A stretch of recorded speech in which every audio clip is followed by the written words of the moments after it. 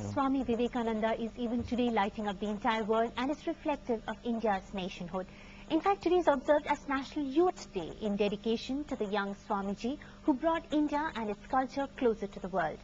We have in the studio Swami Gopalanand, Secretary Ramakrishna Ashram, to discuss the contribution of life of Swami Vivekananda. Welcome to the studio, Swamiji. Now, if we read into the life of Swami Vivekananda, we know that he took the mantle from Ramakrishna at the young age of 22, and quite rightly we're celebrating the day as the National Youth Day.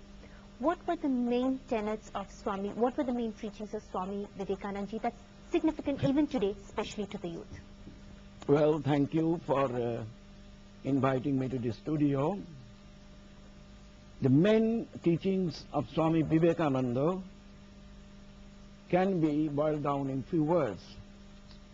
I am reminded of what Swami Vivekananda said to one of his disciples just 1 week before his Mahasamadhi.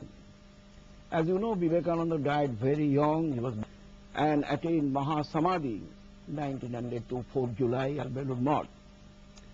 One of his beloved disciples, Saratchandra Chakravarti, came to Swami Vivekananda at Belur Math 1 week before his Mahasamadhi, and he came with a restless frame of mind. His question was that I have taken Diksha from Swami Vivekananda, no ordinary guru, but why is it that in spite of my best efforts, I find it difficult to achieve concentration of mind? So he wanted to get the problem solved once for all. Thus he came to Belur Math. At that time, Swamiji was taking his afternoon walk, and you know Belur Math facing the river Ganga. Swamiji was a rishi. He could read the thoughts of his disciples. He could immediately know why the disciple had come. He said, when I will be in my bedroom today after the evening prayer, please come there. And the disciple was happy. The evening prayer was over. He walked up the steps. And what did he find? He found his beloved Guru Vivekananda absorbed in deep meditation. And Swamiji that day was extra compassionate. Guru is always Karuna Ghana Guru. He wanted to give an opportunity to his beloved disciple to do some personal seva. Swamiji said, please fetch me a glass of drinking water. That was done. Then he said to his disciple, my son, today I had deep meditation. And that was what he was after. Immediately he told his master, sir, as you had deep meditation today, please bless me, I am your beloved disciple, so that whenever I will sit for meditation, I will become successful. Swamiji assured him and said, well, in fullness of time you will get everything. But this disciple was very young, and you know, young always impatient. He didn't want to wait for an indefinite future. He wanted an answer right then. And Swamiji said, in course of time, like tiny little creatures will be liberated, and you are my beloved disciple, you will not be liberated. But I tell you, and this is Vivekananda's main message that I am going to develop. He said, but mind, you have to cultivate certain fundamental virtues. He said, in Hindi it will be like this. He said to his disciple, Saddhavan ban, Virjovan ban, Atmogyan प्राप्त कर और परहित के लिए जीवन उत्सर्ग करे, यही मेरी इच्छा और आशीर्वाद. Be possessed of Saddha, be possessed of strength. This is fundamental point. Be possessed of Virjo, physical strength, mental strength, spiritual strength. Now suppose we are equipped with strength, suppose we are equipped with Saddha, will that fulfill the aspirations of the great Swami Vivekananda, whose National Youth Day is being celebrated throughout India and outside India also? Swamiji would say, no. You have to attain to the knowledge of your own self. Man is just not a psychophysical existence. Man is Atman, spirit, birthless, deathless, eternally free. Atmanam Vidhi, you have to know your own self. Now suppose I have Saddha. Not only Saddha also connotes three things. Atma Saddha, tremendous self-confidence.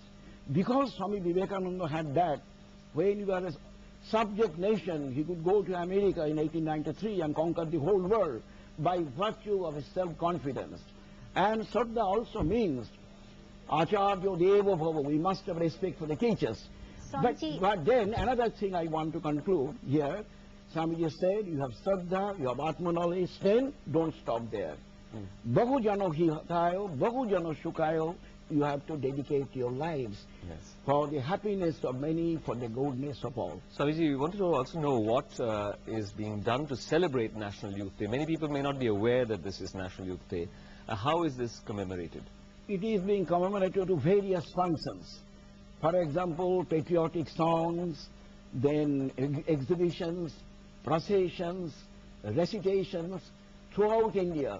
Since 1985 this is being done. This is being organized by the Ramakrishna Mission? Ramakrishna Mission and the voluntary organizations who follow the teachings of Vivekananda. So that the youths, they prepare for these day of days. Today also in our Ramakrishna Mission, New Delhi, from 1:30 to 2:30 we have various programs. Thousands of students will come and participate. And the border security bank force will come, the minister, Uranian government will come. They look for to the days of days. They get inspired because today we are passing through very bad times. We don't have real leaders. You know, we attained independence in 1947. So many crores have been spent for the implementation of 5-year plans. Had the vast amount of money been spent by the right type of people. So what we need today, men and women of character, of dedication and integrity. And this they will learn through various programs. Swamiji, one of the interesting facets of Swami Vivekananda's life was that he was not only religious, he was a very rational person. Science, he took science as the backing to justify various religious tenets. And in fact, the Ramakrishna Mission has worldwide following today. How would you, so what would you say? Yes. It was not just religious blind following, it was rational. And he, perhaps most importantly, it was not caste-based. He rose above caste to say that everybody, there's only one humanity. There's only one human. So would you highlight on those issues? Yes, you are very right. The Ramakrishna Mission is a non-sectarian organization. You won't find any organization where you will have followers of other faiths. In France, great center, we have a Swami who was born in Islam religion. His name is Swami Vivekananda. We have many Christians also. So it is a non-sectarian organization, number one.